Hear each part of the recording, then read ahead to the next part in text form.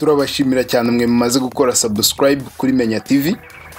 Namwe tubashishikariza mwe mutarakora subscribe kuba mwakora subscribe.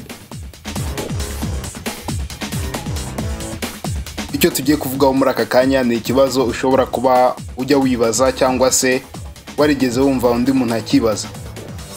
Ni ikibazo dukunze guhura nacyo, umuntu akabona umugore yicaye ibumoso bw'umugabo we, ukaba wakibaza impamvu, ese ayo mategeko yatanzwe nande, ese byaturutse kuri nde, ese kuki umugore aba agomba kwicara ibumoso bw'umugabo we.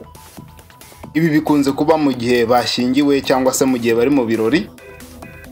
Ibi kandi akaba ari ibintu bikorwa cyane n'abayobozi bakomeye, ndetse ugasanga n'ahantu hose bimeze nk'aho ari itegeko.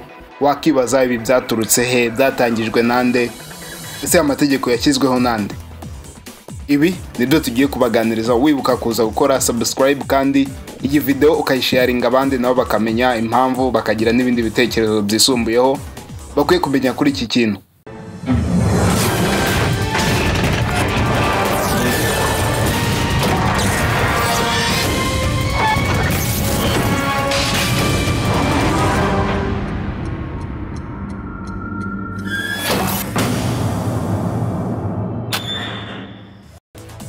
Ese nawe ujya wibaza iki kibazo? Ukibaza impamvu mu gihe cy'ubukwe umukobwa aba agomba guhagarara ibumoso bw'umugabo we? Ibi kenshi biza no mu mihango, aho usanga iyo umugabo n'umugore bari bwicara ahantu hamwe, umugore yicara ibumoso bw'umugabo we. Dore rero zimwe mu mpamvu zagiye zisobanurwa, zatanzwe nk'ubusobanuro kuri ibyo ndetse n'inkomoko zabyo. Abantu bakunze kubivuga bagira bati, niwe kuboko kw'iburyo kwanjye. Ariko ukuboko gukoreshwa cyane n'abantu benshi mu mirimo myiza, kandi abantu benshi bakora neza iyo bari gukoresha ukuboko kw'iburyo. Umugabo agomba kubera umugore we nk'ukuboko kw'iburyo. Umutima w'umugabo ni umugore uri mu mutima we. Ukuboko kw'ibumoso ntigukoreshwa cyane kandi gushobora kugumana umugore igihe kirekire cyane. Ururimi tuvuga ruba mu gice cy'ibumoso cy'ubwonko. Nibyo bituma igice cy'ibumoso cyiharira umwanya munini mu bijyanye n'isesengura ry'indimi ndetse no guhana amakuru. Mu buryo bujyanye n'indimi, bivugwa ko umuntu ukoresha ukuboko kw'ibumoso bimugora cyane kwiga izindi ndimi zitandukanye n'ururimi asanganwe. Ibi bikamugora ugereranije n'abantu bakoresha ukuboko kw'indyo. Igice cy'imbere mu mubiri cyitwa spleen ugisanga mu gituza ibumoso bwo kunda. Ibice byinshi cyane by'umubiri, imirimo yabyo myinshi biba biyikesha igituza. Indurwe nayo tuyisanga ibumoso bw'umubiri. Hari n'ibindi bice byinshi cyane by'umubiri dusanga ibumoso. Ibi bice kandi akaba ari byo bice by'ingenzi cyane bigize umubiri w'umuntu. Ni ukuvuga ngo usanga ibyo bice ari byo bihereza ibice by'iburyo kugira ngo bibashe gukora. Ibi tubisanga nko muri ampure ducana. Ampure ziba zifite charge ziri positive na charge iri negative. Aha dushobora kubona charge ziri negative ziba zibika kandi zigatwara ingufu z'umuriro. Ubwo ushobora kwibaza, gufata ikintu ukakigumana, ese ni uwuhe mumaro? Ibi rero nibyo dusanga nako abagore, igitsina gore kiba gifite imbaraga nyinshi zubaka, kandi zikaba izo mbaraga ziba zigomba kujya mu gice cy'ibumoso bw'umubiri w'umuntu. Ibi rero ni bimwe bituma ibumoso bw'umubiri w'umuntu ariho hajya igice cy'ingirakamaro gifite akamaro kanini kuri uwo muntu.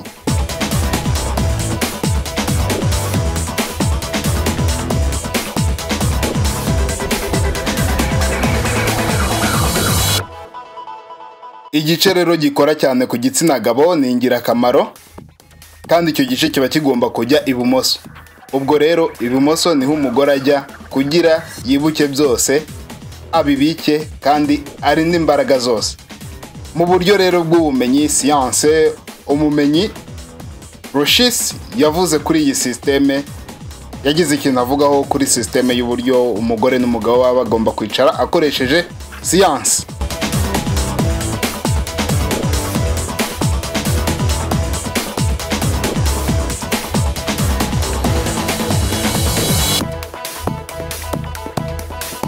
Umugore abaye yicaye iburyo bw'umugabo, umugabo ntiyabasha gukoresha ukuboko kw'iburyo yisanzuye. Aka kakaba akaboko gakoreshwa cyane mu mihango nko guhereza amazi, gufata inkongoro n'ibindi. Mu mirimo imwe n'imwe abagabo b'ibihangange, abasirikare babaga bitwaje inkota ikaba ihambiriye mu ruhande rw'ukuboko kw'iburyo. Umugore rero uri mu ruhande rw'iburyo yashoboraga kubuza uburenganzira busesuye umugabo bwo gukoresha inkota mu gihe batewe. Abandi bakaba bariganije abakire, ibihangange cyangwa abasirikare. Ibi rero bikaba ari byo byatumaga umugore ajya mu ruhande rw'ukuboko kw'ibumoso bw'umugabo kugira ngo mu gihe batewe umugabo ashobore gukoresha inkota ariyo yabaga ihambiriye ku ruhande rw'ukuboko kw'iburyo.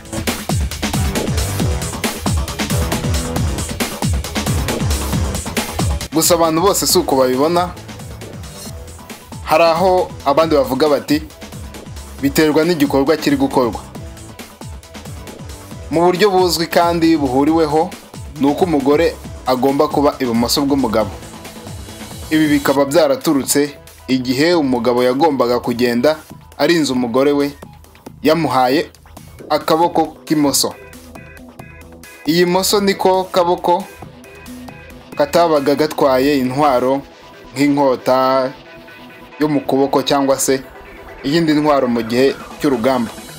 Mu gihe rero wowe n'umugore mugenda mu muhanda mutembera cyangwa se mugenda mu nzira, umugabo yagombaga kuba ari hagati y'umugore ndetse n'imodoka mu rwego rwo kumurinda yuko imodoka zishobora kumutera imyanda.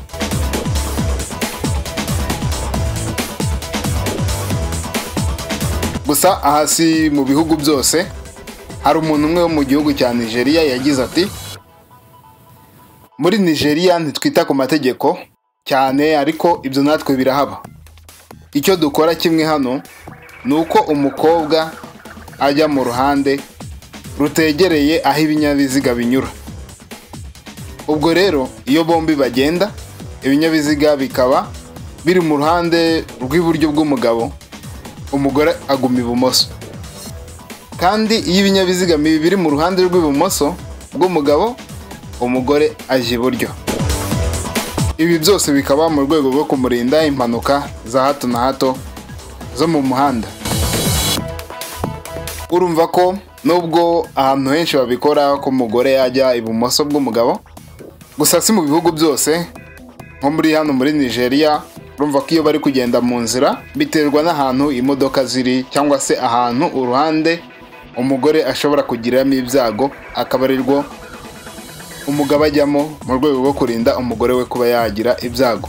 Gusa mu gihe cy'ibirori, mu gihe cy'indi mihango, umugore ajya mu kuboko kw'ibumoso k'umugabo we kugira ngo umugabo abone uburyo busesuye bwo gukoresha ukuboko kw'iburyo mu kumuhereza no gukora ibindi bintu runaka, kubera ko umugore aba ari ingirakamaro ku mugabo kandi umugabo aba agomba kurinda umugore we.